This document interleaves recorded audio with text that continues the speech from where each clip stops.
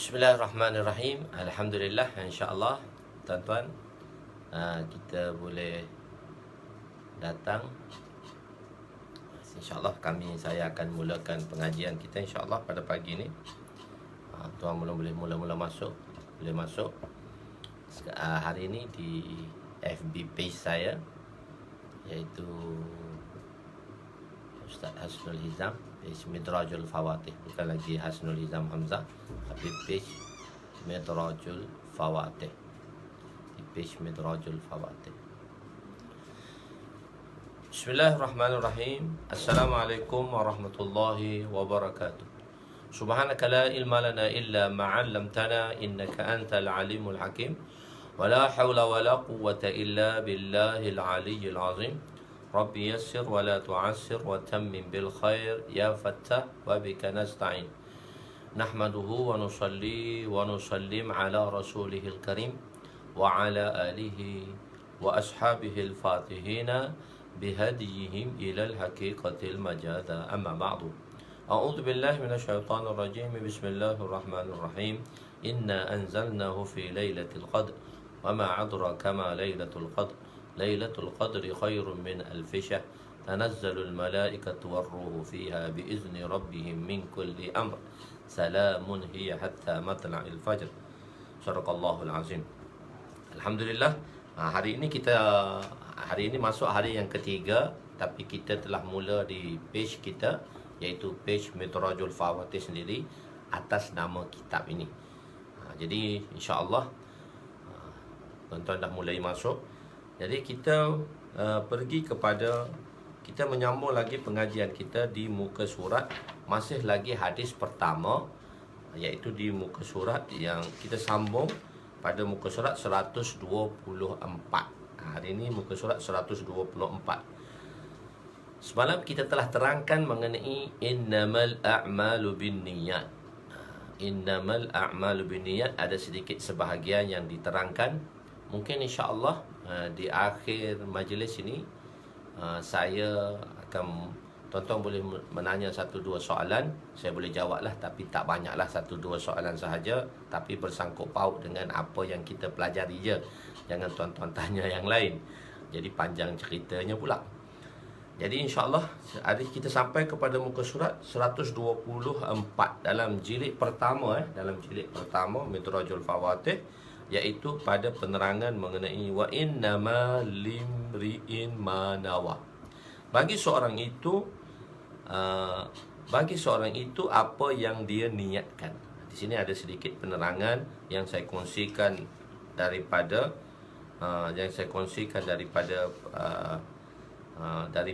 saya dapat kongsikan sedikit supaya ada pencerahan tentang wa innama limri'in ma nawa.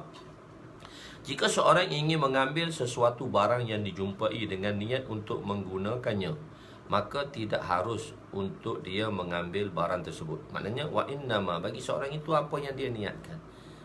Seperti barang luqtah, bila kita jumpa tengah jalan, kita boleh angkat dia dengan niat untuk kita sampaikan kepada pemiliknya.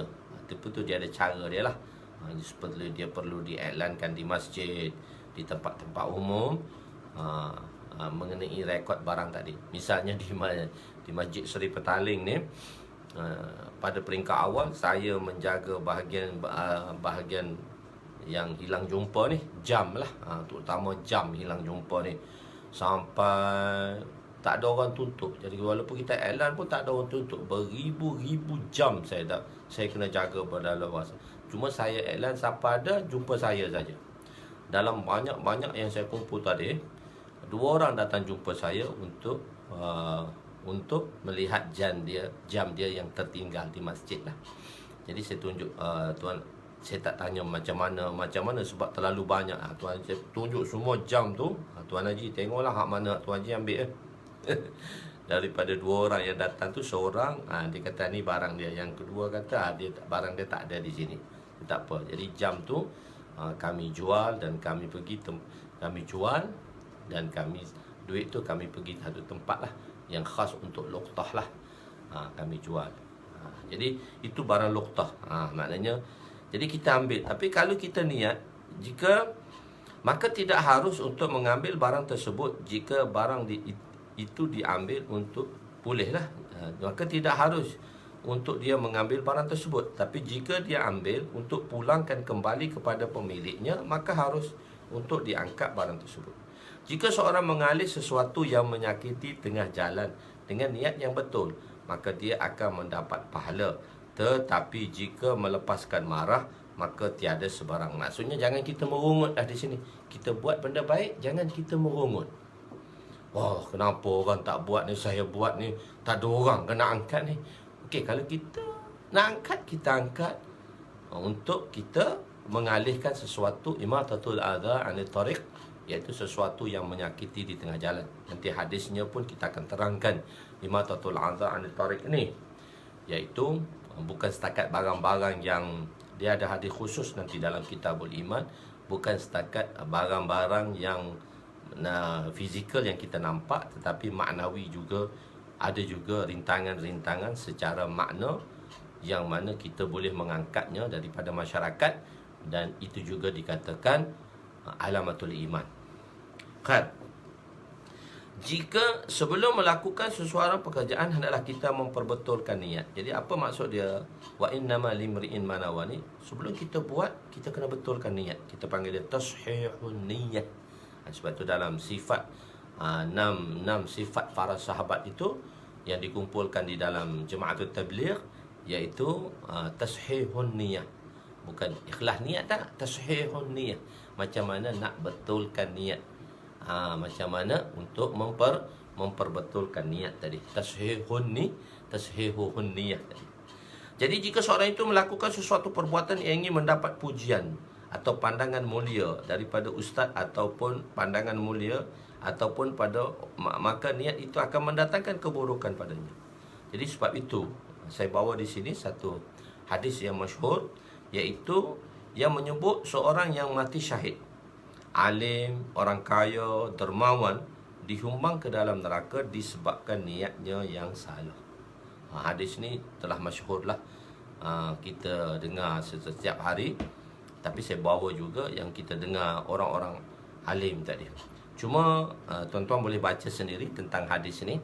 Saya tak perlu menjelaskan lebih banyak lagi. Cuma saya nak sedikit highlight di sini untuk saya terangkan di sini, iaitu perkataan macam sabdaan Nabi SAW di dalam hadis tu. An Abi Hurairah radhiyallahu anhu qala sami'tu Rasulullah sallallahu alaihi wasallam yaqulu inna awwalan nas yuqda yaumal qiyamah alaihi rajulun istushhida.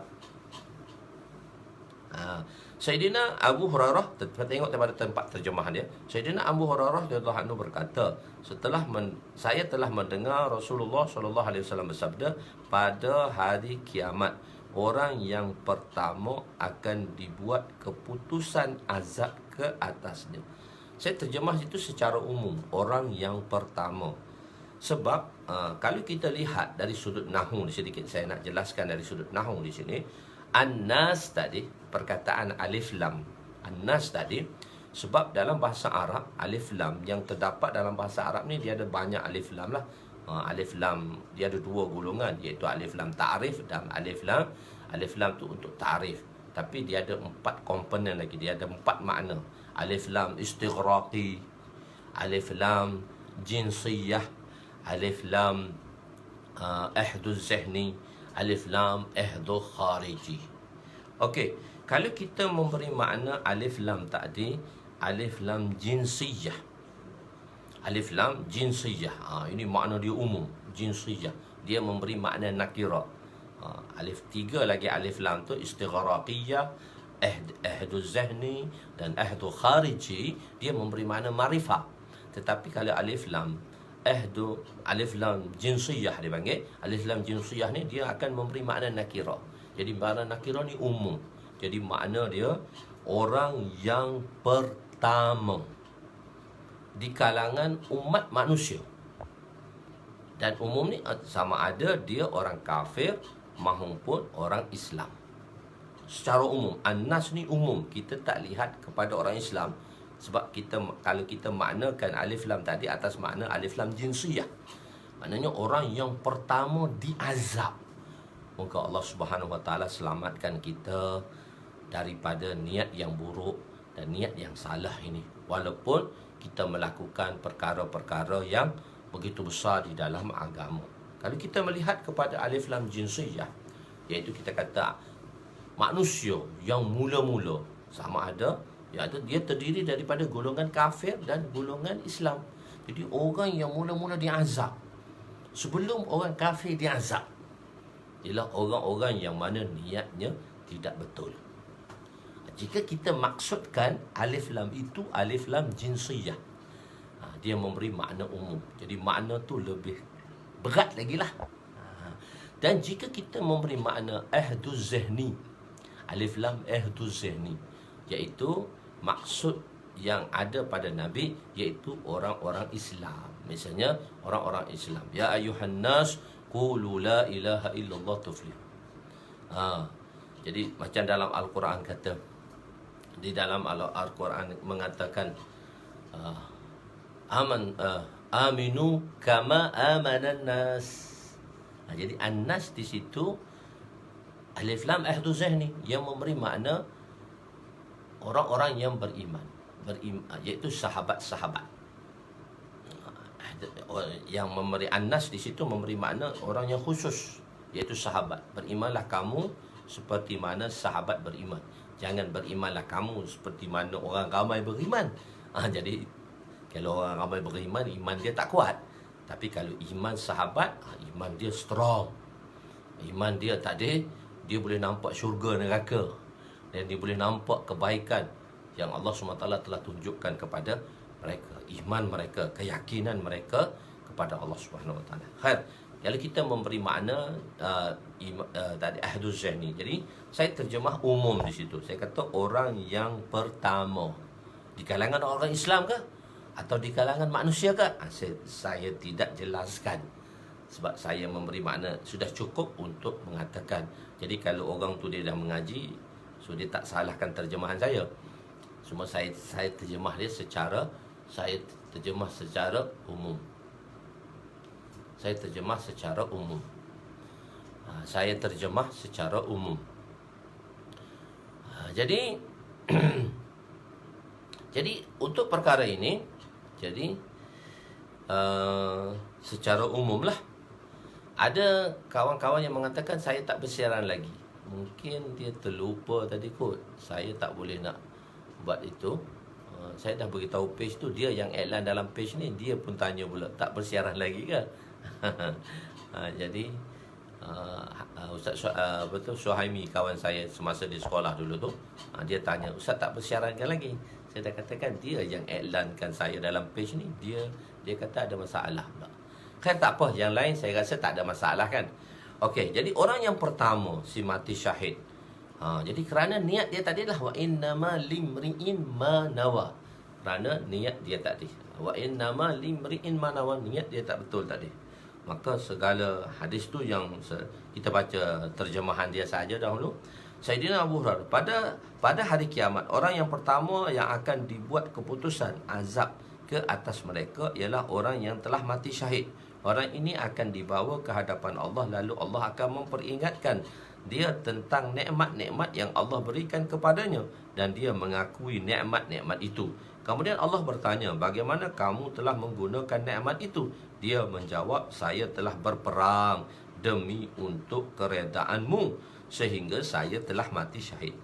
Allah Subhanahu Wa Taala mengetahui wa ma tukhfis sudur, apa yang berada di dalam hati kecil kita pun diketahui oleh Allah Subhanahu Wa Taala. Jadi wa ma tukhfis sudur tadi diketahui oleh Allah Subhanahu Wa Taala. Jadi maka Allah Subhanahu Wa Taala telah berfirman, kamu dusta, kamu berjihad supaya kamu digelar pahlawan, dan kamu telah mendapat gelaran pahlawan itu. Kemudian hukum Allah diperdengarkan, lalu dia diheret dalam keadaan terlangkup dan dihumbang ke dalam neraka jahanam. Orang yang kedua, orang yang belajar agama. Dan orang yang ketiga ialah orang yang kaya yang bersedekah. Jadi orang kaya yang bersedekah, mereka ini, kita balik pada muka surat 126, sebab benda perkara-perkara ini telah kita selalu tuan-tuan dah dengar. Jadi maka dihukumkan ketiga-tiga tadi oleh kerana apa? Wa innama limri'in manawa. Jadi sebab itu, ini bukan kita kena, hadis ini bukan kita lihat pada orang lain. Hadis ini dia tujukan khas untuk diri kita masing-masing. Kita melihat kepada diri kita masing-masing, macam mana, apakah amalan-amalan yang kita buat. Jadi semua mereka akan dimasukkan ke dalam neraka kerana niat mereka yang salah. Satu hadis daripada Milqat, riwayatnya, al-khalqu kulluhum halka illa alimun, wal alimuna kulluhum halka illa amilun, wal amilu kulluhum halka illa mukhlisun, wal mukhlisun ala khatarin azim. Semua manusia binasa kecuali orang yang beramal. Dia terjemahan dia tertinggal sedikit. Sebenarnya semua manusia binasa kecuali orang yang berilmu, dan orang kecuali orang berilmu. Orang berilmu juga binasa kecuali orang yang beramal, dan mereka yang beramal binasa kecuali mereka yang ikhlas. Orang ikhlas juga berada dalam keadaan bahaya yang besar. Dari sudut mana kita mengatakan orang ikhlas tu berada dalam sudut yang besar? Sebab agama ni dia menyeluruh. Agama ni dia terimpun pada imaniyat, ibadat, muamalat, muasyarah, akhlakiyat. Jadi ibadat dan muamalat mereka, ibadat, imaniyat mereka dan ibadat mereka okey, ikhlas dah. Amalan-amalan yang ikhlas akan dibawa di hari kiamat nanti. Tetapi jika tidak menjaga tiga perkara lagi, muamalat, muasyarah dan akhlak, ini penting. Bukan setakat ikhlas saja, kita perlu jaga di dalam imaniyat kita. Imaniyat kita orang tak nampak, ibadat kita orang tak nampak, tapi orang nampak muamalat kita. Macam mana jual beli kita, macam mana jual beli kita, tipu ke? Orang kata Pak Haji tu tipu lah. Wah, aku tengok Pak Haji tu serban besar tapi cakap tipu lah. Jadi itu di segi muamalat dia, muasyarah dia, masyarakat di segi kehidupan kita, kejiranan kita, mana di segi muasyarah kehidupan kita. Macam mana suami isteri, minta maaf lah, suami ni paling banyak ditipu isteri dia. Paling banyak dia tipu isteri dia. Jadi dalam muasyarah tadi dan dalam akhlakiyat, walaupun kita sudah ikhlas di dalam ibadat, walaupun iman kita betul dan ikhlas, tapi muamalat kita perlu jaga, muasyarah kita perlu jaga, akhlakiyat kita perlu jaga. Di sini orang yang mukhlis juga berada dalam bahaya yang besar, seperti dinyatakan dalam hadis berikut. Jadi dia kata al-mukhlisun ala khatarun azim. Orang mukhlis ni bahaya besar. Orang mukhlis, orang-orang yang ikhlas ni, kalau dia tidak, jadi bukan kita pukul rata semua. Jadi siapa? Maknanya kita tengok satu-satu perkara tadi, kita lihat dan kita mencari hujah yang lain pula daripada mukhlisin yang dalam bahaya ni macam mana. Macam itulah Nabi kata, satu orang sahabat telah bertanya Rasulullah SAW, "Ya Rasulullah, boleh tak saya meminta?" "As'aluka ya Rasulullah." Boleh tak saya minta?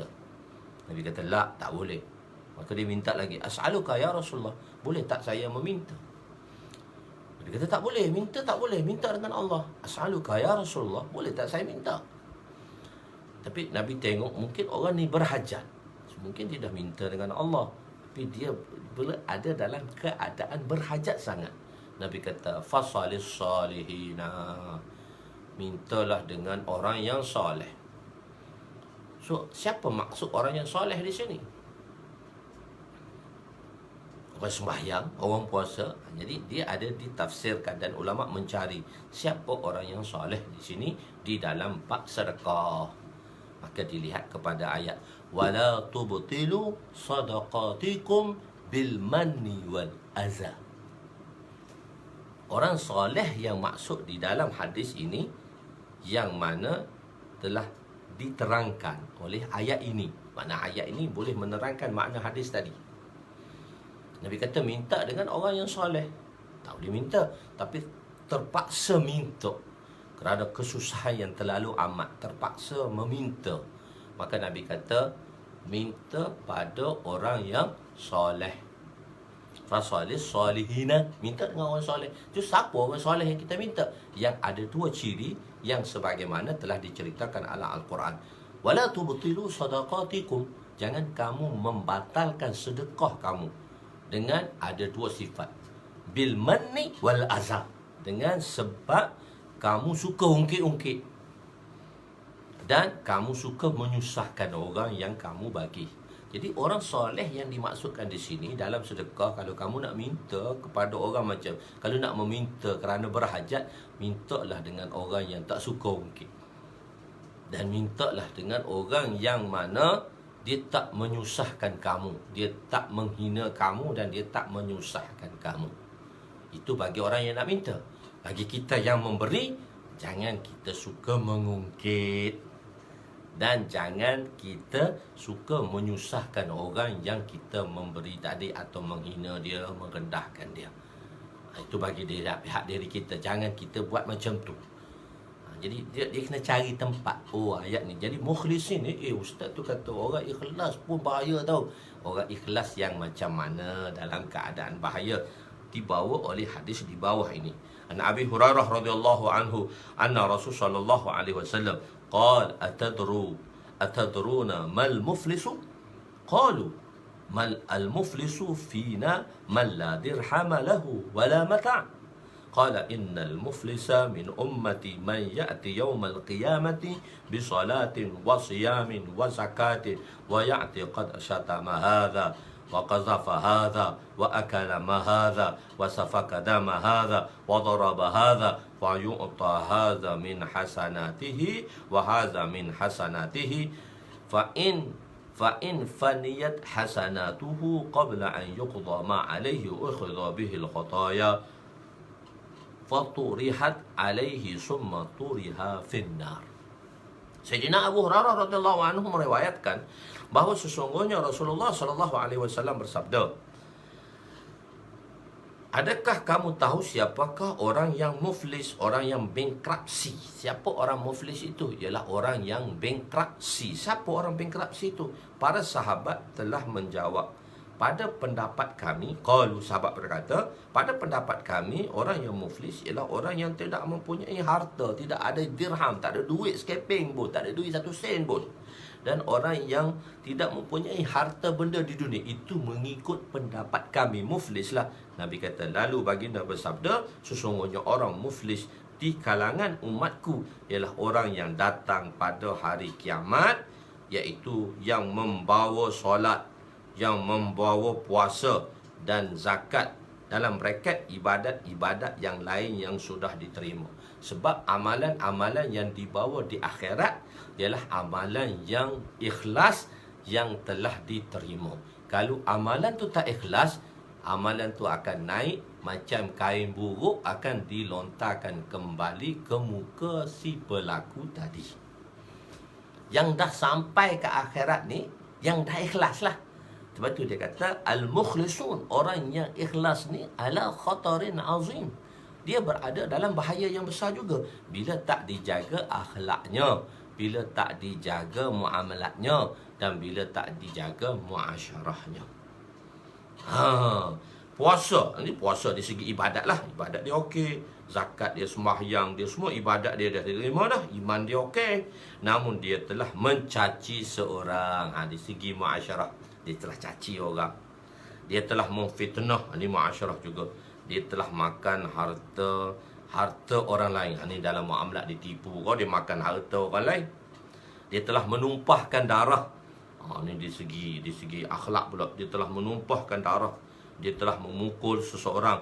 Maka sebahagian pahala amalan kebaikannya diberikan kepada orang yang menuntut hak, dalam braket berkadar dengan hak dia. Sebanyak mana hak, dia tuntut dengan amalan-amalan kebaikan tadi.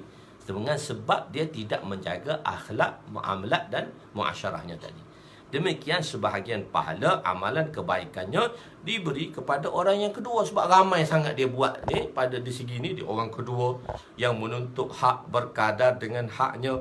Maka apabila pahala amalan kebaikannya sudah habis, sedangkan hak orang lain yang menuntut masih belum sempurna, maka diambil daripada dosa orang-orang yang menuntut yang mereka lakukan dalam kehidupan mereka di dunia berkadar dengan hak. Habis dah pahala bagi ke orang, habis dah pahala bagi ke orang, maka ada lagi hak-hak yang dia telah lakukan secara zalim, maka dia terpaksa, seorang tadi wa'yazubillah, terpaksa menanggung dosa orang lain, lalu diletakkan ke atasnya kemudian dosa tadi, maka dia akan dicampurkan dalam neraka. Hadis riwayat Imam Muslim rahmatullah alaih. Dalam hadis ini dinyatakan bahawa hanya amalan yang ikhlas sahaja yang dibawa ke akhirat. Ibadat puasa tadi yang ikhlas, tetapi orang yang membawa amalan itu juga akan menjadi muflis kerana muamalahnya yang tidak betul, kerana muasyarahnya yang salah, kerana akhlaknya yang buruk. Tiga ni penting, kena jaga muamalat, muasyarat ni. Bukan sahaja kita dari segi ibadat saja ikhlas, dari segi iman kita orang tak nampak.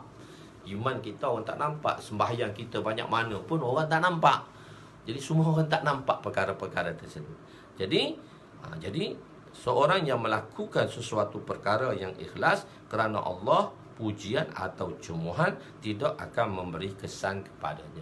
Jadi orang ikhlas ni, orang cemuh ke, orang puji ke, dia teruskan amalan-amalan dia. Jadi amalan tadi yang berbetulan dengan syariat lah. Kalau dia buat amalan tak betul dengan syariat, orang puji ke, orang keji, itu tak ada manfaat.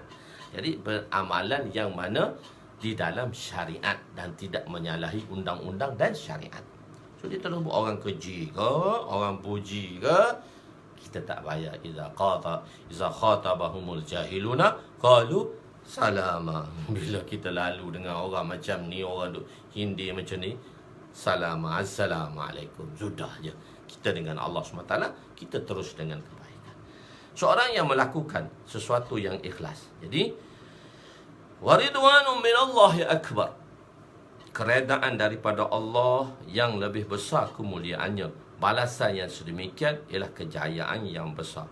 Waridwanun, nun tu tanwin. Dalam bahasa Arab dia ada tanwin, dipanggil tanwin. Tanwin ni dia banyak untuk taklil. Tanwin ini dia ada kita kalau kita belajar dalam saraf, dia akan memberi makna khasais abwab. Adalah khasais bab. Dan kalau kita belajar dalam nahwu dan saraf lah, tanwin dia ada tanwin taklil, tanwin ta'zim. Dia banyak makna yang dijelaskan di dalam nahwu lah. Sebab itu kawaid dari segi fununnya tadi. Jadi waridwanun, tanwin di sini memberi makna taklid sikit je. Yakni keredaan Allah walaupun dia kecil pun dah besar dah, menjadi satu perkara yang amat besar. Khair. Hadis ikhlas ini, kenapa Nabi SAW sabdakan dengan penghijrahan.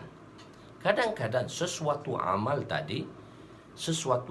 tadi, environment, suasana, yang sesuatu amalan tadi dia bergantung, salah satunya ialah dia bergantung kepada environment. Environment baik ke, environment tak baik. Kalau environment tak baik pun dia dapat buat, keikhlasan dia tinggi. Sebab itu dia hadis ini dia disabdakan oleh Nabi dengan penghijrahan. Tengok perbezaan yang berlaku dalam amal kita dan sahabat ialah pada niat. Niat tu, sahabat kadang-kadang taklah banyak buat macam kita, taklah banyak macam ahli-ahli sufi berzikir sampai ratus-ratus ribu. Tapi kenapa mereka ini digelar radhiyallahu anhu? Di kalangan sahabat pun, kenapa Nabi berkata orang tu ahli syurga? Orang tu ahli syurga. Kenapa ya orang tu dikatakan ahli syurga? Kisah mana tu lupa, kisah sahabat tu. Nabi kata, Nabi bagi tahu pada Abdullah bin Umar, ketika Salman Al-Farsi saya rasa, Salman Farsi Ghaliban, Nabi beritahu kalau orang masuk pintu ni, yakinlah dia ahli syurga. Beritahu kepada Abdullah bin Abbas, Abdullah bin Umar. Jadi Abdullah bin Umar kata, masuk sahabat Ghaliban, sahabat tu Salman Al-Farsi ataupun Abu Ayyub Ansari, lupa saya, terlupa di antara dua sahabat, ataupun selain daripada tu saya terlupa, masuk di situ. Bila masuk, Nabi kata ni ahli syurga. Nabi kata ini ahli syurga, mesti ada amalan yang besar yang dia lakukan, menyebabkan dia dikatakan ahli syurga. Maka dia pun cari sebab nak duduk dengan sahabat tersebut. Dia kata, pakcik, saya ni ada gaduh dengan ayah saya, jadi saya nak tumpang rumah pakcik lah 3 malam. Dengan tumpang tu tujuan nak tengok kawan ni buat apa. Sebab Nabi SAW beritahu dia ahli syurga. Dia adalah ahli syurga. Kenapa Nabi buat macam tu? Jadi kadang-kadang selepas 40 minit, kalau video ni terputus, tuan-tuan cari link ni balik Kerana lepas 40 minit dia, insyaAllah lah, saya rasa hari ni tak lah, insyaAllah video kita akan berterusan lah. Jadi misalnya kadang-kadang selepas tu terputus, tuan-tuan cari balik link ni, boleh masuk balik. Sini dah lebih kurang setengah jam dah program kita, takut dalam 40 minit tadi dia terputus. Okey, jadi dia kata, kenapa? Dia kata, saya ada gaduh dengan ayah, jadi saya nak tumpang rumah pakcik lah. Dia kata, saya nak tumpang rumah sahabat tadi, Ayyub Ansari ataupun Salman Al-Farsi Ghalibannya. Dua tu di kalangan salah satunya. Okey, orang tu kata tak apa. Sahabat kan dia orang yang ghair takalluf kehidupan dia, tak ada protokol. Okey, dah datang. Tapi malam pertama tengok, malam kedua tengok, tak ada apa pun buat, tidur macam kita je. Tahajud, nak kata tahajud lebih pun tak juga. Kenapa Nabi kata macam tu? Sampai 3 hari, lepas 3 hari, sahabat tu kata, engkau dah lebih 3 hari kat rumah aku, sekarang tak boleh lah, sampai 3 hari saja tetamu. Dia kata, sahabat ni dia orang betul. Mula dia bagi tumpang, tapi setakat 3 hari je dia kata. Lepas 3 hari saya tak boleh bagi dah tumpang. Dia kata, okey lah pakcik tu, okey lah. Abdullah bin Umar kata, tak apa, cuma saya nak tanya satu je pakcik. Tuan, Rasulullah SAW bagi tahu tuan ni ahli syurga. Saya duduk dengan tuan 3 hari 3 malam, tak tengok pun amalan apa. Kenapa sampai Rasulullah kata tuan ahli syurga? Maka dia bagi tahu, sebelum saya tidur, saya maafkan semua orang. Orang buat salah dengan saya maafkan semua orang. Hati saya ni kok syek pun tak ada, risun li ahadin, tak ada ris pun, tak ada sesuatu wrong pun dengan orang lain. Saya maafkan sebelum saya tidur. Mungkin dengan sebab amalan tu dia dikatakan ahli syurga. Jadi tengok perbezaan dalam amal kita dan sahabat. Itu sahabat sama sahabat. Kalau kita dengan sahabat, jauh panggang daripada api je, jauh langit daripada bumi lah. Begitu. Jadi sahabat, oleh yang demikian sahabat, jadi untuk itu kita nak satu je, sahabat yang memeluk Islam sebelum dan sesudah Fatah Mekah, iaitu selepas Fatah Mekah. Okay. Sahabat yang masuk Islam sebelum Fatah Mekah dan selepas Fatah Mekah. Kita bagi dua pula. Yang sebelum Fatah Mekah pun ada kumpulan juga. Yang berhijrah sebelum Rasulullah berhijrah, yang berhijrah selepas Rasulullah berhijrah, dan yang berhijrah sebelum Fatah Mekah, iaitu 8 hijrah, iaitu sebelum 8 hijrah, dan yang berhijrah selepas 8 hijrah. Fatah Mekah ialah berlaku pada tahun 8 hijrah. Jadi yang berhijrah sebelum Fatah Mekah tu pun ada 3 kondisi.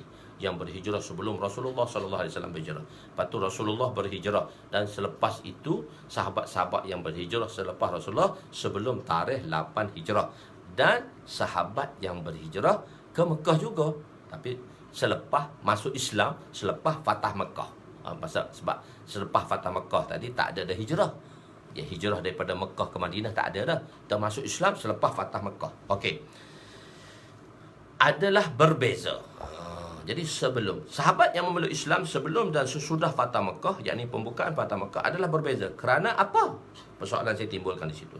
Sebab suasana yang berbeza sebelum Fatah Mekah dan selepasnya. Jadi kalau tuan-tuan baca seorang, tuan-tuan kena baca kuat sikit hingga dengar ke telinga. So bau makna tu menusuk ke kalbu. Begitu. Kalau baca kitab saya perlahan saja baca dengan tak baca biar bunyi suara biar terdengar kat telinga, dia masuk dalam hati, cepat faham. Baca konsep macam mana saya baca ni kan mudah faham. Okey, suasana yang wujud. Kenapa? Kerana apa? Berlaku sedemikian perbezaan sebab suasana yang berbeza sebelum Fatah Mekah dan selepasnya. Suasana yang wujud sebelumnya tidak membantu. Suasana ni environment lah. Bi'ah dalam bahasa Arab kita kata bi'ah, iaitu environment. Maksud environment ni, environment. Oleh itu, jadi tidak membantu untuk mengamalkan Islam. Sebelum Fatah Mekah ni orang Islam dihina, dikeji, dia apa. Selepas Fatah Mekah, lain dah jadi dia. Oleh itu, keteguhan mereka mengamalkan Islam dalam suasana ini menunjukkan keikhlasan. Tu saya nak beritahu tu. Kita nak joinkan keikhlasan tadi dalam penghijrahan tu. Sebab itu Nabi sabdakan hadis ini sewaktu penghijrahan. Jika diperhalusi, keislaman sebelum Fatah Mekah tidak sama keikhlasannya dengan keislaman sesudahnya. Jika kita tengok secara halus yang sebagaimana saya terangkan sedikit sebanyak tadi. Oleh itu, ada dua fasal kehidupan baginda. Kehidupan Makkiyah dan kehidupan Madaniyah. Ada kan ayat-ayat Madinah, ayat-ayat Makkiyah yang diturunkan di Mekah, dan ayat-ayat Madinaniyah, ayat-ayat yang diturunkan sewaktu Nabi berada di Madinah. Dalam kehidupan Madinah, dalam kehidupan Madani, telah dilihat kebaikan Islam. Jadi bila dah Fatah Mekah, Islam dah nampak ke depan, orang dah nampak dah kebaikan Islam. Jadi jika tidak memeluk Islam, mereka akan dibunuh. Lepas Fatah Mekah tadi, siapa tak peluk Islam, kena bunuh. Dulu orang peluk Islam kena bunuh. Ni sekarang, sebelum Fatah Mekah, orang peluk Islam, dia dihina, diseksa. Macam Sumayyah, orang wanita pertama syahid, sahabat Sumayyah radhiyallahu anha. Yang pertama Sayyidatuna Sumayyah radhiyallahu anha, syahid yang pertama. Ada Ammar bin Yasir, ada Yasir radhiyallahu anhu. Sayyidina Yasir radhiyallahu anhu, ayah kepada Sayyidina Ammar radhiyallahu anhu, juga disyahidkan. Jadi mereka-mereka ini disyahidkan kerana keislaman mereka. Jadi dalam kehidupan Mekah, kebaikan Islam tersembunyi, tak zahir. Maksud di Mekah, Islam tak zahir lagi. Dan kehidupan jahiliyah mengatasi kehidupan Islam. Kan? Dalam kalangan sahabat, di kalangan sahabat pula yang berhijrah tadi, mereka yang paling besar ganjarannya ialah mereka yang berhijrah sebelum Rasulullah berhijrah. Tahap kedua ialah mereka yang berhijrah sebelum Fatah Mekah, dan tahap terakhir ialah mereka yang memeluk Islam setelah Fatah Mekah. Antara mereka yang berhijrah, darjah yang paling tinggi ialah Sayyidina Abu Bakar radhiyallahu anhu. Ittifaq ulama. Kerana beliau memeluk Islam, pada masa beliau memeluk Islam, tiada siapa yang membantu Nabi. Beliau lah orang yang pertama membantu Nabi. Banyak kali harta dia habis. Bukan masa Tabuk saja. Banyak kali harta dia dihabiskan untuk Nabi dan Islam. Untuk Islam dan Nabi. Jika dikumpulkan segala iman dibandingkan dengan iman Sayyidina Abu Bakar, nescaya iman Sayyidina Abu Bakar akan mengatasi iman seluruh manusia dalam dunia ini. Begitu sekali. Jadi itu kebanyakan muhaddisin meletakkan hadis ini di permulaan kitab mereka. Maksud mengarang sebuah kitab ialah untuk mendapat keredaan Allah Subhanahu Wa Taala sambil mengumpulkan hadis-hadis nabawi. Innama limri'in manawa. Perkataan innama, saya nak bahaskan sedikit perkataan innama. Sebab tu saya bawa sedikit sini perkataan innama. Innama sebabkan innamal a'malu binniyat, innama limri'in manawa. Apa makna perkataan innama tu? Begitu. Innama didatangkan. Bila perkataan innama ni dia didatangkan dalam jumlah, dalam ayat dan sentence untuk memberi makna pengkhususan. Kebanyakan ahli nahwu mengatakan innama datangnya daripada dua kalimah. Inna dan ma. Dan ma itu makafah. Dalam bahasa Arab, ma saja ada 5-6. Ma nafiyah, ma mausulah, ma istifahamiyah, makafah.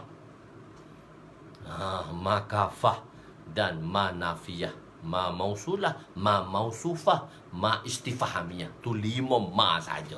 Arab pun ma pun ada 5 ma. Mok ni 5 ma, 5 ma. Jadi mengikut ulama nahwu mengatakan ma, ahli sunnah wal jamaah lah, mengatakan ma yang datang kepada innama ni 2 kalimah innama. Inna ma. Jadi ma ni yang dimaksudkan di dalam kalimah innama ni makafah. Maka kafah. Makafah. Maksudnya ma tu makafah. Jadi ma tadi makafah yang menghentikan tugas inna. Makafah ni dia akan hentikan tugas inna. Ni untuk orang belajar nahwu lah. Inna tu dia huruf musyabbah bil fa'il. Dia akan nasabkan ism dan dia akan rafa'kan khabar. Tapi inna ni dia akan innama ana basyarun. Innama ana basyarun. So dia nasabkan tu, tapi dia di segi zahir nasab tu dia okey, tapi dia akan ubah makna. Ma tadi dia tidak memberi makna lagi. Ma tadi bukan manafiyah. Innama ni diterjemah sesungguhnya, hanya, senya. Terjemahan takkid lah, terjemahan khusus. Hanya, senya. Misal perkataan Nabi kata innama ana basyarun, aku seorang insan. Hanya senya aku seorang insan. Begitu. Jadi hanya senya aku seorang insan. Jadi segala amal bergantung kepada niat, dan seseorang itu diberi ganjaran berdasarkan apa yang dia niatkan. Di sini 2 kenyataan. Jadi kenyataan pertama ialah tamhid, pembuka bicara. Macam kalau kita nak buat pantun kan, Gunung Daik bercabang 3. Gunung Daik, pulau pandang jauh ke tengah. Gunung Daik dia ada pembayang. Dia baru dia akan bagi makna tadi. Budi yang baik dikenang jua. Jadi begitu juga dalam hadis. Perkataan pertama ni tamhid, dipanggil pembuka, dan perkataan kedua tadi ialah maksud percakapan yang nak disampaikan. Misal contoh, likulli ummatin amin wa aminu hazihil ummah Abu Ubaidah. Jadi maksudnya percakapan itu mengkhabarkan orang yang paling amanah di kalangan umat inilah Sayyidina Abu Ubaidah. Setiap umat ini bersifat amanah. Jadi setiap umat sifat dia amanah. Dan orang yang paling amanah ialah dari kalangan umat ini Sayyidina Abu Ubaidah bin Jarrah. Bukan bermakna sahabat lain tak amanah, tapi sahabat lain tadi di kalangan sahabat yang paling amanah, Nabi kata, yang maknanya dia spesialis dia ni ialah bukan yang lain tak amanah, tapi yang spesialis dia ialah Abu Ubaidah bin Jarrah. Jadi kenyataan pertama ingin memberitahu bahawa kepentingan niat, dan niat itu mesti sahih.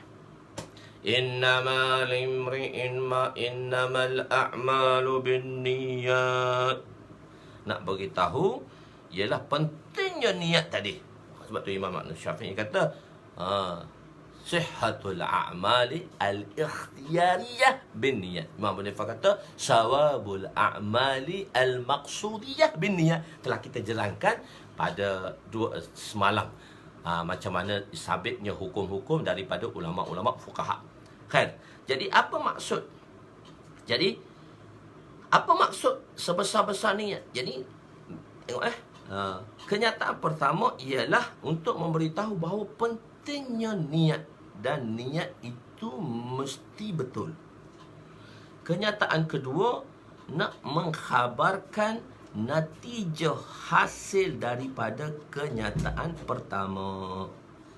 Sebanyak dan sebesar mana niat seorang itu, sebesar dan sebanyak itulah ganjaran yang akan diperolehi.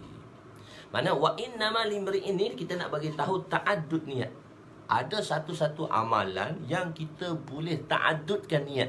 Kita boleh memperbagaikan niat walaupun satu amalan sahaja. Tapi ia khusus untuk amalan sunat lah. Kalau amalan fardu kita tak boleh memperbagaikan niat. Nanti saya akan terangkan. Apa maksud sebesar-besar niat? Maksudnya yang pertama ialah memperluaskan faedah bagi suatu amal. Kita memperluaskan.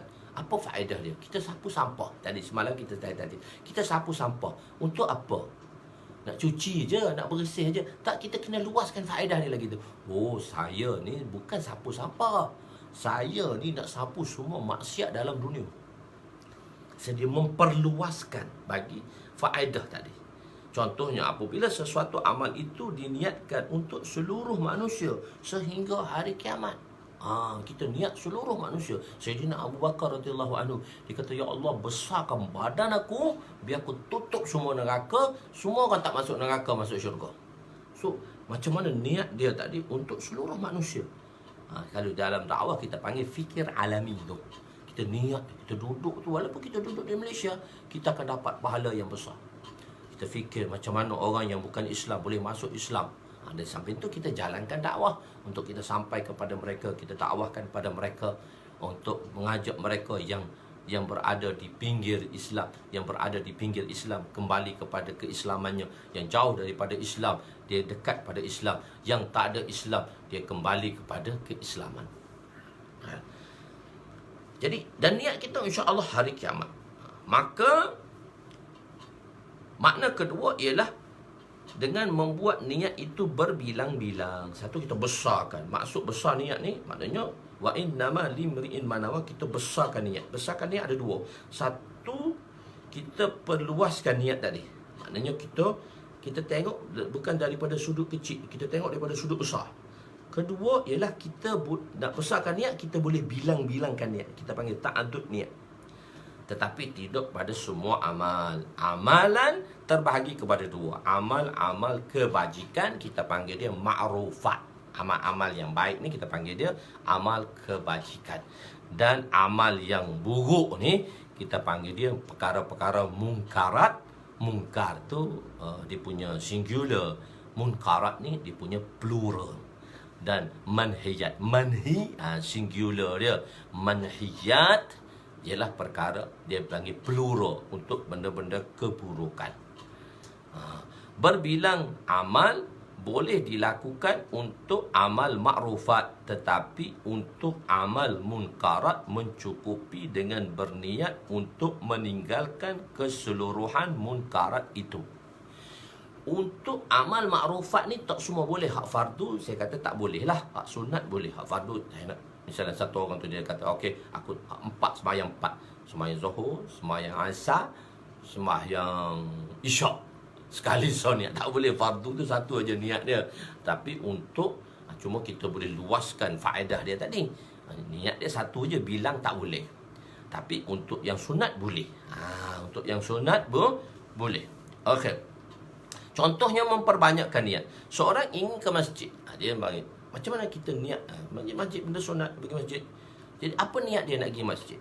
Maka dia boleh berniat untuk beriktikaf dalam masjid, niat untuk muliakan orang Islam yang datang ke masjid, niat untuk duduk dalam majlis ta'lim, dalam majlis bayan, dalam majlis pengajian, niat untuk solat fardu, niat untuk solat sunat, niat untuk selamatkan diri daripada semua perkara buruk. Perkara buruk ni kita cuma bilang satu saja, tak boleh banyak.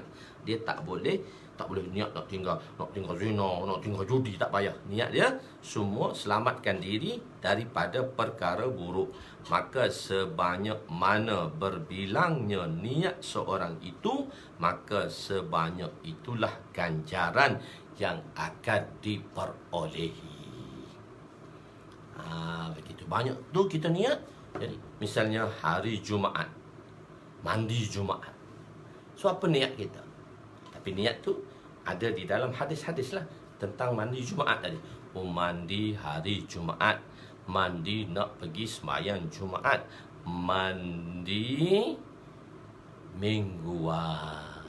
Semalam hari Jumaat, tuan-tuan niat apa mandi? Tuan-tuan niat apa? Pergi mandi hari Jumaat, mandi sunat hari Jumaat, mandi sunat nak pergi sembahyang Jumaat. mandi mingguan. Ada juga ke mandi mingguan?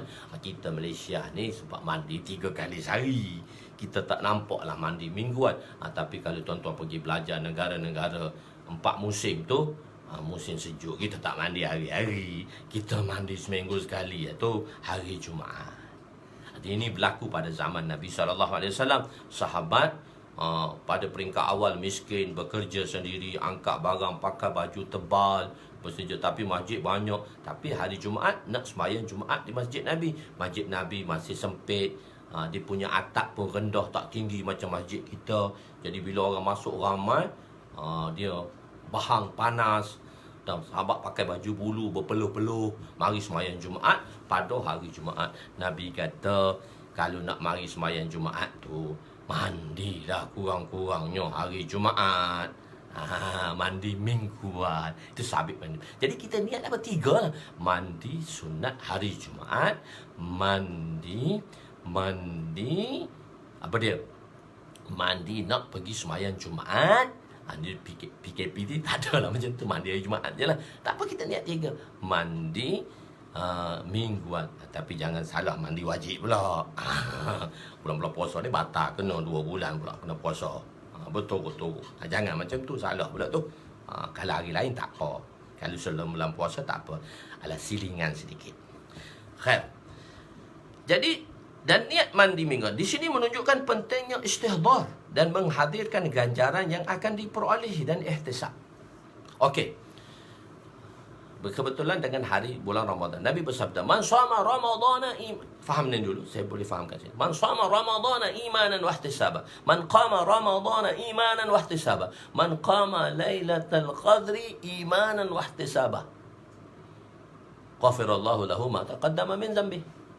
Nabi bersabda, barang siapa yang berpuasa pada bulan Ramadan, man shama Ramadana, berpuasa pada bulan Ramadan, man qama Ramadana, dan berdiri tarawih pada bulan Ramadan. Betul, hadis ini disabda kerana bulan Ramadan. Jadi Nabi bagi misal, sebenarnya 2 amalan di situ. Satu amalan fardu dan satu amalan sunat. Mana-mana. Jadi so kita tengok dari segi makna dia. Satu dari segi kita tengok daripada ibarat dia tadi. Sekarang kita tengok daripada iqtida dia tadi. Satu-satu hukum tu dia tak sabit daripada ibaratun nas, ibarat hadis saja. Dia sabit daripada isyaratun nas, dia sabit daripada dalalatun nas. Apa petunjuk hadis ni? Apa isyarat hadis ni? Dan apa kehendak hadis ini? Apa kehendak hadis ni? Begitu. Apa kehendak hadis ni? Isyaratun nas. Apa isyarat hadis ni? Dia tak tengok daripada ibarat. Ibarat dia bulan puasa je lah. Puasa kerana puasa di bulan Ramadan dengan iman dan ihtisab. Berdiri malam di bulan Ramadan dengan iman dan ihtisab. Sebenarnya apa iqtida hadis ni? Iqtida'un nas. Kehendak hadis ni. Maksudnya ulama kata, mana-mana amalan fardu dan mana-mana amalan sunat. Mana-mana amalan fardu dan mana-mana amalan sunat. Dua-dua ni, sama ada fardu atau sunat, mesti ada 2 sifat yang akan mengkualitikan sesuatu kebaikan, sesuatu amal-amal kebaikan. 2 ni. Satu, iman dan ihtisab.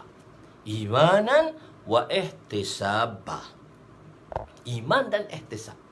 Apa maksud iman? Jadi mana-mana amalan fardu yang kita nak buat, mana-mana amalan sunat yang kita nak buat, kita mesti ada 2 perkara ni, iman dan ihtisab. Ini yang membezakan kita dengan sahabat.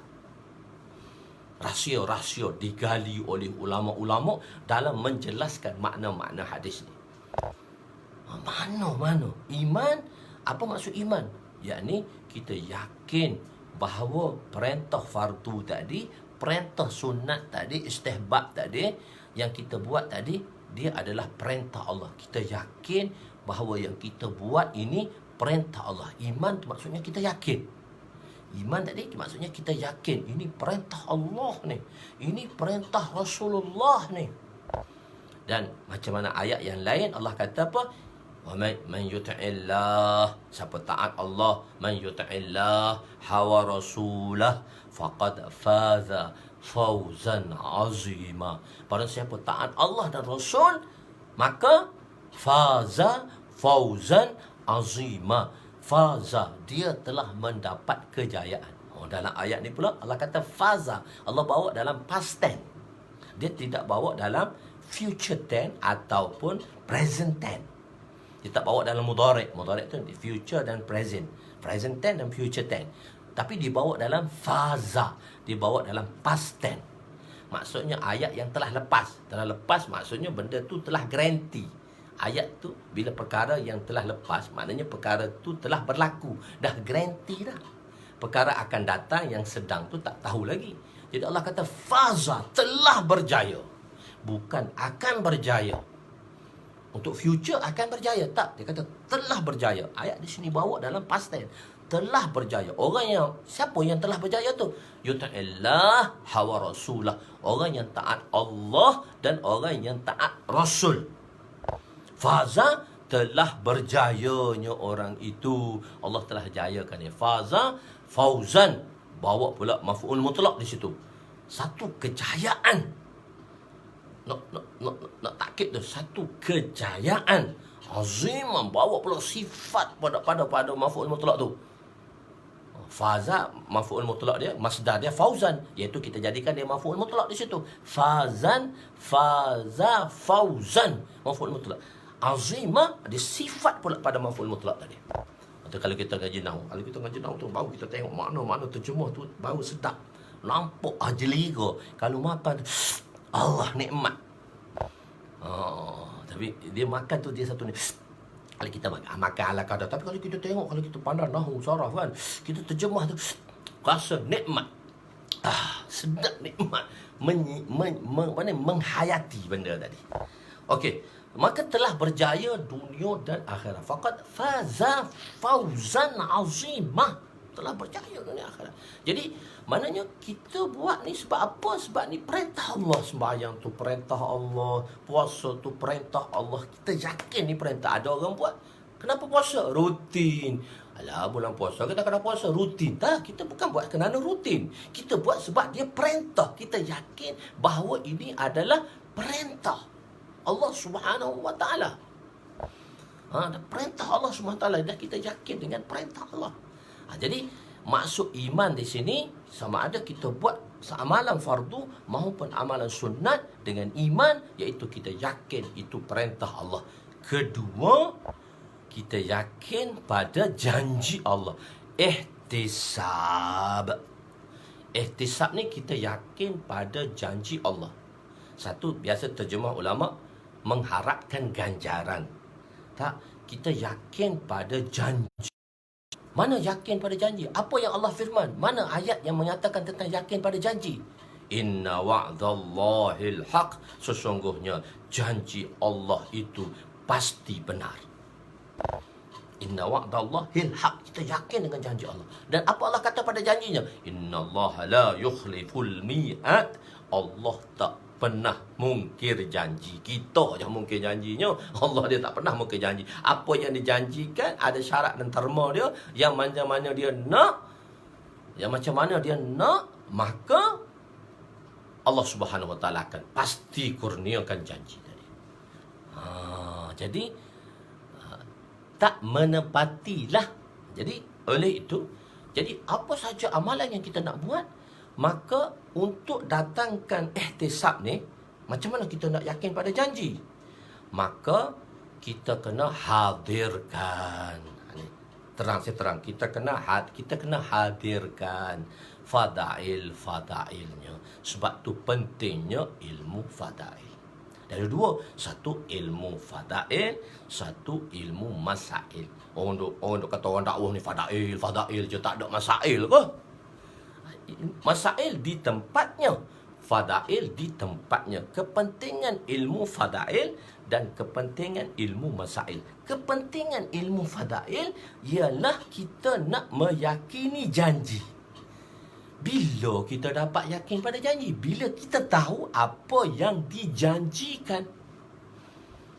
Apa yang dijanjikan? Bila kita dapat yakin pada janji? Bila kita tahu apa yang dijanjikan. Orang sebab apa dia kena tipu ke Pak Mantelo? Sebab dia yakin pada janji tadi. Invest bulan pertama 50,000, bulan pertama hujung bulan dapat 100%, 100,000. Yakin tak? Sekali je dia bagi. Bulan kedua, bukan 100 lagi, ribu lagi, invest. Habis kat bantal-bantal rumah dia tu. Ada kat kampung saya tu, pakcik tu dia kaya. Kita orang panggil dia ceti. Dia invest bulan pertama 50,000, dia dapat 50,000. Tahun 90-an ni. Masa tu zaman Pak Mantelo. Dia invest tiap bulan dia dapat bulan pertama dia dapat 100,000. Oh, dia kata yakin lah, dia yakin. Manusia tipu je. Bulan kedua dia invest lagi, tak 100,000. Habis dalam rumah dia investkan 500,000, 400,000, 450,000 duit dia, dan 50,000 duit kawan tu. Dia invest 500,000 bulan 2. Dia duk kira hujung bulan kedua ni dia dapat 1,000,000, 100%. Kira-kira jadi kera, hitung-hitung jadi lutung. Dapat kera dengan lutung je lah. Bulan kedua tak ada, dia orang buat lari dah duit. Satu, dana al-barakah. Dana al-barakah ni tahun 93 saya ingat. 90 berapa tahun. Ada kat depan kedai ayah saya. Ayah saya jaga jual kopi. Dia buka sistem Pak Mantelo ni lah. Dengan nama Dana Al-Barakah. Semua orang invest. Orang Pasir Mas. Saya orang Pasir Mas. Orang Pasir Mas semua invest dengan dia. Sebab ni dia dapat bulan pertama ni. Dalam masa 3 bulan. Dia boleh kumpul 8 juta. Tu tahun 93. Semua orang kena tipu. Pak lebay habis kena tipu. Satu investment link tu satu lagi. PLSB. Ni orang utara faham. Orang utara tahu. PLSB, Platinum Link Sendirian Berhad. Besar dia. Semua pak-pak haji habis invest dalam Platinum Link tadi. Lepas setahun 2 tahun habis kena sapu.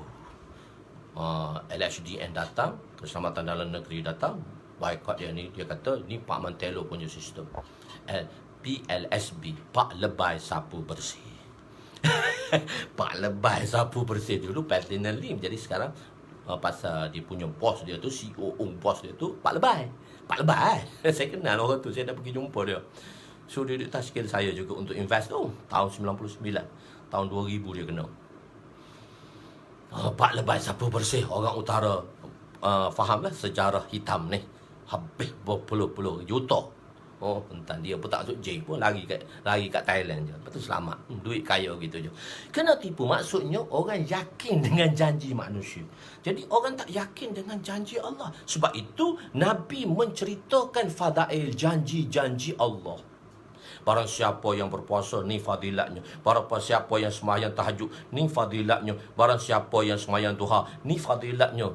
Kalau ada orang kata, kalau sembahyang, kalau kita buat amal nak dapat fadilat tak ikhlas, ini bagi saya dia tidak tepat.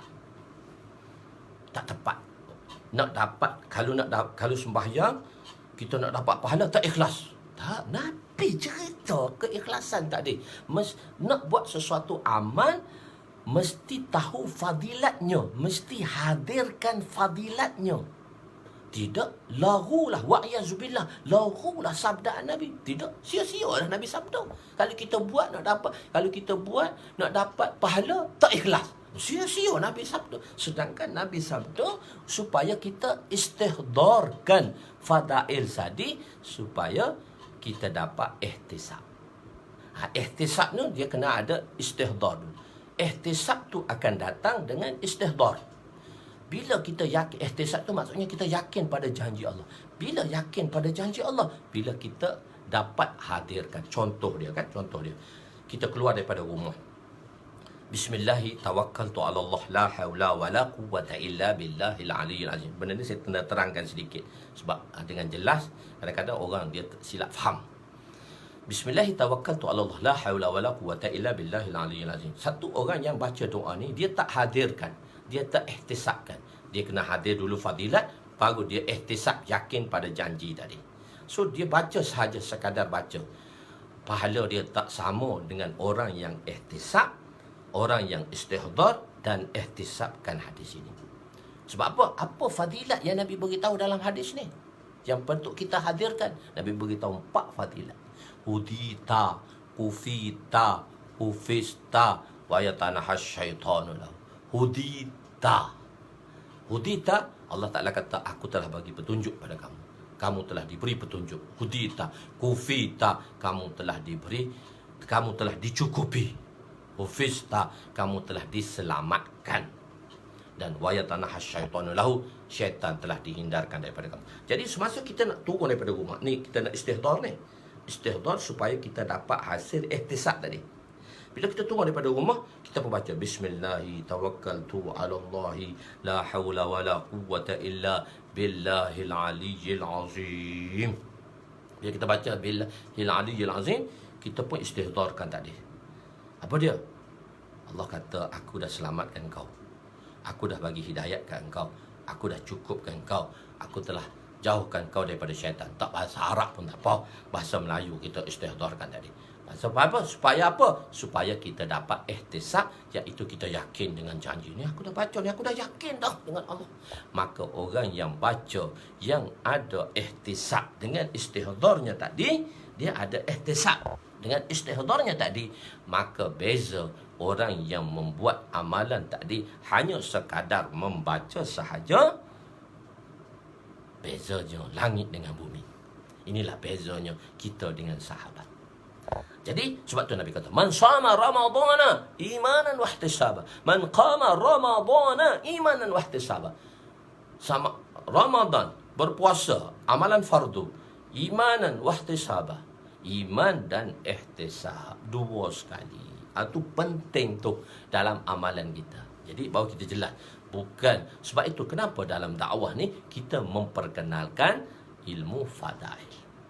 Ilmu fadail di tempatnya ada keistimewaan dan kepentingannya, dan ilmu masail ada keistimewaan dan di tempatnya. Jadi tak boleh kata dakwah ni fadail saja. Tapi orang dakwah pun janganlah duk main fadail. Masail pun kena tahu. Kena tanya, kena pergi jumpa guru-guru, tanya guru-guru. Begitu. Kalau tak sempat duduk dalam majlis pun, tanya guru-guru yang mana kita memberi keyakinan dan iktimat kepada dia untuk menjawab soalan kita. Begitu. Jadi yakinnya. Jadi dua hadis kata imanan wahtisab. So kita baca. Niat untuk mandi Jumaat juga sekurang-kurangnya boleh dibuat 3 niat. Niat mandi sunat Jumaat, niat mandi hari Jumaat, niat mandi mingguan. Di sini menunjukkan pentingnya istihdar. Tadilah kena istihdar dulu, menghadirkan ganjaran yang akan diperolehi, dan ihtisab, meyakini janji Allah dalam melakukan amal. Maka apabila wujud istihdar dan ihtisab ini akan meningkatkan mutu sesuatu amalan. Oleh sebab itu, setiap amal perlu ada iman, kita yakin pada perintah Allah, perintah Nabi, dan ihtisab, iaitu kita yakin dengan janji Nabi, dengan kita ada istihdar. Ada yakin dan meyakini janji Allah. Iman tu yakinlah, dan meyakini janji Allah dalam amal tersebut. Jika seorang solat dalam bilik yang tertutup, salah solat itu boleh menjadi ikhlas. Ini bab lain lah. Boleh jadi ikhlas atau riak. Berlaku riak dengan wujudnya dalam fikiran, Masya Allah, aku seorang je bangun subuh, bangun tahajud, orang lain semua tidur. Habis dia. Ini untuk diri kita masing-masing. Cek diri kita masing-masing. Hasibu qabla an tuhasabu. Seorang yang menghebohkan sedekahnya pun tidak boleh dihukumkan keikhlasan, tidak boleh dihukumkan keikhlasan dan riak, kerana perbuatannya dihukumkan berdasar dengan niat seorang tadi. Wa innama limri'in manawa. Kita tak tahu apa dalam hati orang. Kita tengok dia buat baik, maka kita kata dia buat baik. Kita tak ada hak kata dia buat tak ikhlas. Sebab ikhlas itu rahsia daripada rahsia Allah Subhanahu Wa Taala. Tak ada siapa yang tahu. Tak ada siapa yang tahu. Maka seorang itu menghebohkan. Keikhlasan hanya boleh diputuskan oleh Allah, kerana hanya dia yang mengetahui apa yang ada di dalam hati seorang. Ini adalah untuk memelihara manusia agar tidak seorang pun boleh menghukum ke atas orang yang lain berdasarkan zahir perbuatan. Satu orang tu dia derma berapa? Satu replika jet 2 juta. Semua orang kata, dia orang kata pukul gambar. Video, pukul gambar. Tu pun kita tak boleh kata dia tak ikhlas sebab wa innama limri'in ma nawa. Kita tak tahu apa yang ada dalam hati seseorang. Khair. Maka berkata ni bahagian sufi sikit. Fudail ibnu Ayyas, muka surat 130. Fudail ibnu Ayyas berkata, Fudail ibnu, saya kena habiskanlah untuk hadis iman kita hari ni lah, sikit lagi lah. So kita masa ambil dalam 10 minit lagi lah. Wa in, kata Fudail ibnu Ayyas, tarkul amali li ajli an-nas wa huwa ar-riya wal amalu li ajli an-nas wa huwa syirik. Meninggalkan sesuatu amalan baik sebab takut manusia, kerana manusia, nanti aku buat apa orang kata aku pula, tak ikhlas tu, buat tu derma-derma tu, tak ikhlas tu, apa pula. Itu sebenarnya riak. Takut nak buat baik, takut orang kata kita riak, orang kata kita sesuatu, itu namanya riak. Sebab kita takut ke orang. Kita takut orang cemuh kita lah, kita nak buat baik, itu nama dia riak. Tetapi melakukan sesuatu amalan, kita buat ni sebab nak tunjuk ke orang, itu syirik. Ini orang sufi dia tinggi selalu. Orang sufi tu. Jadi kita ni orang pertengahan. Tapi nak beritahu juga apa perkataan Fudail ibnu Ayyas. Tarakul amali li ajli nas wa huwa riya, dan wal amalu li ajli nas wa huwa syirik. Sebelum Fatah Makkah, hijrah itu adalah satu kefarduan, iaitu berakhirnya dengan Fatah Makkah. Mana hakila la hijrata ba'dal Fatah, Nabi kata tak ada lagi hijrah Fatah. Tetapi mana penghijrahan daripada Makkah ke Madinah dipanggil hijrah badiyah, hijrah badiyah. Bila nak masuk Islam, dalam sahabat daripada hijrah badiyah, hijrah bata, hijrah badiyah. Kalau dakwah tu duk pening kan, orang selalu masyarakat kita sebut hijrah badiyah, hijrah bata. Hijrah bata ni bila orang masuk Islam, Nabi suruh tinggalkan kampung halaman dia, datang Madinah, sambut takazak agama, duduk dengan Nabi SAW. Apa yang ada di Madinah tu, di Madinah pun bukan duduk di masjid saja, dia ada rumah masing-masing, ada pekerjaan, tetapi mari di Madinah. Itu hijrah bata, daripada kampung, duduk di kampung-kampung, mari ke Madinah, hijrah bata, 24 hours, get ready. Ana sahmun min sihamin Islam, aku ni bagai satu panah daripada panah-panah Islam. Ataupun hijrah badiyah. Hijrah badiyah ni bila masuk Islam, datang ke Madinah, masuk Islam, balik kampung balik, tak tinggal di Madinah, balik kampung balik. Cuma bila Nabi panggil nak perang, datang, itu on call, itu badiyah, on call. Begitu. Dan satu lagi hijrah batah. Batah ni memang tinggal di kampung halaman, datang Madinah. Satu hijrah badiyah, masih lagi duduk di kampung masing-masing, tapi on call. Okey ustaz, kita ni nak hantar ustaz ni ke mana? Ke France ni dalam masa beberapa hari. Sedia on call. Macam tu. Jadi hijrah tadi, macam penghijrahan macam tu. Jadi hijrah Mekah Madinah dah tak ada dah. Tapi masih ada dua lagi hijrah yang wujud, iaitu apabila seorang berada di darul kufur dan tidak boleh belajar agama dan mengamalkan Islam, maka wajib dia berhijrah ke darul Islam. Dia duduk tempat orang yang tak boleh belajar agama, dia tak boleh nak amal Islam di situ, so dia kena hijrah. Dia kena hijrah. Penghijrahan tu ada lagi. Dan satu lagi hijrah, maknanya al-muhajir man hajara ma nahallah. Muhajir itu adalah orang yang meninggalkan apa yang Allah larangkan. Kita berhijrah lah. Dulu kita berhijrah. Ambil hijrah, konsep ni luas lah. Hijrah kita dari segi iman kita, hijrah kita dari segi ibadat kita, hijrah kita dari segi muamalat kita, hijrah kita dari segi muasyarah kita, hijrah kita dari segi akhlakiat kita, dari pergi muamalat kita. Dulu kita pakai kita invest, dulu kita pakai insurans konvensional, so kita pakai lagi sekarang kepada insurans takafur, kepada Islamik. So kita berhijrah lah. Lama dah Ustaz ni kita duk masuk konvensional ni. Tak apa, tinggal lama-lama buka pula dalam, bukan nak tazkir apa, tapi nak bagi tahu kita kena berhijrah kepada Islamik. Itu penghijrahan dia. Jadi hijrah yang dimaksudkan situ, hijrah yang dimaksudkan dalam hadis ini ialah hijrah Mekah ke Madinah. Hijrah yang dimaksudkan. Jadi fa hijratuhu ila Allah wa rasulih. Ada dua jumlah di sini. Jumlah yang pertama ialah jazak, jumlah yang pertama syarat, jumlah yang kedua jazak. Maka mengikut kaedah syarat dan jazak perlu ada perbezaan. Maknanya wa man kanat hijratuhu ila dunya, jadi faman kanat hijratuhu ila Allah wa rasulih fa hijratuhu ila Allah wa rasulih. Jadi seolah-olah tak ada makna yang sama, tak ada perbezaan di situ. Jadi ada dua jumlah. Jumlah itu mesti mughayarah, mesti berbeza. In daraba Zaidun, daraba Zaidun. Jika Zaid memukul, Zaid, maka jika Zaid memukul, maka Zaid telah memukul. Tak boleh. Jadi perbincangan ulama di sini di segi kaedah bahasa Arab memang tak kenalah di segi bahasa Arab di situ. Tetapi ulama telah memaknakan beza lain sedikit. Mak kata apa dia? Faman kanat hijratuhu ila Allah wa rasulihi qasdan. Ada sedikit makna di situ dia sebagai ibarat mahzuf terselindung. Fa hijratuhu ila Allah wa rasulihi natijah. Pada siapa berhijrah dengan qasad untuk berhijrah, maka natijahnya hijrah tadi untuk Allah dan Rasul. Barang siapa yang berhijrah untuk Allah dan Rasul di dunia, maka hijrah untuk Allah dan Rasul di akhirat. Barang siapa yang berhijrah Allah dan Rasul, maka hijrah tadi diterima oleh Allah. Faman kanat hijratuhu ila dunya lid dunya yusibuha. Zahirnya seorang yang berhijrah Mekah ke Madinah datang sedangkan niatnya untuk mengahwini seorang, niat akan menghasilkan dunia, bukan satu kesalahan. Boleh tak kita niat nak hasilkan dunia daripada itu? Tak jadi salah sebab dia tak buat benda haram pun. Tetapi sebaiknya apabila sesuatu amalan agama itu dilakukan, maka sepatutnya 100% untuk Allah.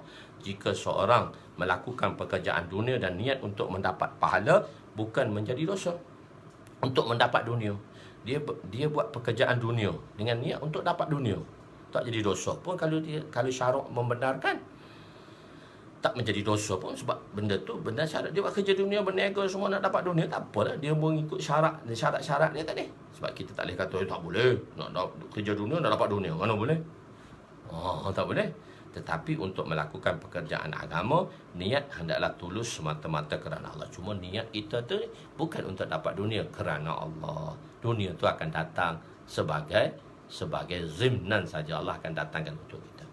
Niat untuk berkahwin bukan haram dan tidak juga makruh. Sahabat tadi nak berkahwin, tak haram tak makruh, bahkan dia satu benda yang harus, mubah semata-mata, bahkan mustahab, bukan mubah pun, bahkan mustahab dan sunnah. Akan tetapi dalam melakukan pekerjaan agama, maka hendaklah diniatkan kerana Allah, dan dunia tetap akan datang walaupun tidak diniatkan. Oleh itu yang demikian, dalam melakukan pekerjaan agama, keikhlasan sangat penting. Mereka yang ikhlas, iaitu mereka akan kekal dalam pekerjaan. Sebab apa? Kita ikhlas, bila kita niat betul-betul ikhlas, insya-Allah kita akan kekal dan istiqamah di dalam melakukan kebaikan. Bahkan dalam pekerjaan agama tidak boleh disertakan dengan niat yang lain, walaupun mubah, apatah lagi niat yang haram seperti sum'ah dan riya. Faman ya'mal misqala dzarratin khairan yarah, waman ya'mal misqala dzarratin syarran yarah. Maka sesiapa yang berbuat kebajikan sebesar zarah, nescaya akan dilihat dalam surat amalnya, dan sesiapa yang berbuat kejahatan sebesar zarah, nescaya akan dilihat surat amalnya. Zalzalah ayat 7 dan 8. Dalam ayat ini boleh disabitkan bahawa diharuskan untuk niat untuk dunia, tapi tak boleh lebih daripada niat untuk agama. Kalau sama banyak, dunia 50, akhirat 50, tak apa, tak jadi masalah dalam ayat ni lah, sebab ustaz ulama telah istimbatkan hukum di situ. Jadi hadis muttafaq alaih diriwayatkan oleh Imam Bukhari dan Imam Muslim daripada sahabat yang sama. InsyaAllah itu sedikit sebanyak. Pengajian kita dah sejam 20 minit lah. Saya ingat ada persoalan-soalan. Nanti tuan-tuan, nanti esok tak apalah, persoalannya ni kita beri. Sebenarnya tak ada apa yang nanti soalkan, tapi apa yang nanti soalkan nanti tulis dan whatsappkan pada saya. So saya akan jawab. Saya akan jawab lah. Tapi berkenaan dengan niat ni lah, saya akan jawab dalam kuliah kita keesokan harinya, insya-Allah. Wallahu alam. Yang baik itu daripada Allah, yang kurang itu daripada kelemahan saya. Aku qouli hadza, astaghfirullahal azim li wa li walidayya wa li jami'il muslimin wal muslimat wal mu'minina wal mu'minat al ahya'i minhum amwat bi rahmatika ya arhamar rahimin ya awwalal awwalin wa ya akhiral akhirin wa ya zal quwwatil matin wa ya rahimal masakin wa ya arhamar rahimin. Salamna anfusana wa illan taghfir lana wa tarhamna lanakuna minal khasirin. Allahumma ighfir lana dhunubana wa wasi' lana khalaqana tajib lana kasabana wa kanni'na bima razaqtana wa la tuzhib talabana ila syai'in sarraftahu anna. Ya Allah, ya Tuhan kami, Ampunilah dosa kami ya Allah. Ampunilah dosa kedua ibu bapa kami, mertua kami, abang kami, kakak kami, adik kami, jiran tetangga kami, sahabat handai kami, waris-waris kami, datuk nenek kami, asatizah kami, talamisah kami, anak isteri kami dan seluruh umat muslimah ya Allah. Ya Allah, hilangkanlah ya Allah. Ya Allah, ujian yang telah kau datangkan di seluruh dunia ini, iaitu dengan COVID-19 ini ya Allah, kau hindarkanlah ya Allah. Kau hindarkanlah daripada kami, kau nyahkanlah daripada kami, supaya kami dapat kembali untuk hidup sebagaimana kami hidup sebelum ini. Ya Allah, bantulah kami, maafkanlah kami terhadap dosa-dosa yang telah kami lakukan. Kami hamba-Mu yang penuh dengan dosa dan noda. Ya Allah, kami benar-benar menyesali terhadap dosa kami. Kami berjanji tidak akan melakukannya lagi. Untuk akan datang kami tidak akan mengulanginya sampai bila-bila. Rabbana atina fid dunya hasanah wa fil akhirati hasanah wa qina azabannar. Wassallallahu ala sayyidina Muhammadin wa ala alihi wa sahbihi ajmain. Walhamdulillahirabbil alamin. Taqabbalallahu minna wa minkum. Assalamualaikum